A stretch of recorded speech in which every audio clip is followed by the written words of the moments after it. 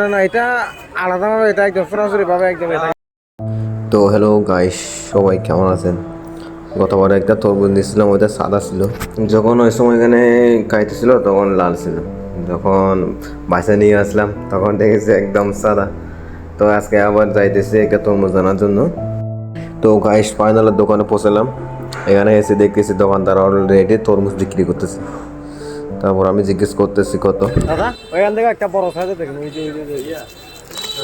ওইটা দেখেন। হ্যাঁ আচ্ছা, এটা এটা এটা হবে না তো? কি রকম এটা একদম ইয়া দেন না, এটা কিছু হয় নাই না অন্য ইয়া দেখেন, এটা কি ট্যাপ বলে অন্য ইয়া দেখেন না, সমান ইয়া দেখেন। তো আমি বাইটিকে বললাম যে অন্য একটা দেখার জন্য আর কি, আমার ওইটা পছন্দ হয় না, যে অন্য একটা দেখার জন্য বলতেছে। বাইতে আমার জন্য আরেকটা নতুন খুঁজে দিতেছে, এটা ভালো দেখে। খাইতে দেখেন না, লাল হতে হইব না। 250 টাকা 250 একটু কম হয় না এটা দাদা? একটু কম রাখেন না। 20 টাকা কম ঠিক আছে, খাইতে দেখেন তো। আটি তো অবশ্যই দিব কাট বেলা কত বস্তু পাবে আটি দিগুলা তো তোর মুস্তাকিটা একটু বড় আছে, এই জন্য আমি বাইটিকে বলতেছিলাম যে কেটে দিতে।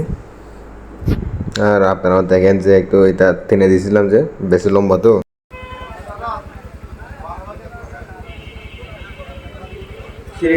এটা এরকম খায় পাল্লা তোর মধ্যে পাল্লা না না না, ভিতরে এটা এগুলো এরকম খায়, এগুলো তো ঠিক থাকে তো এগুলো।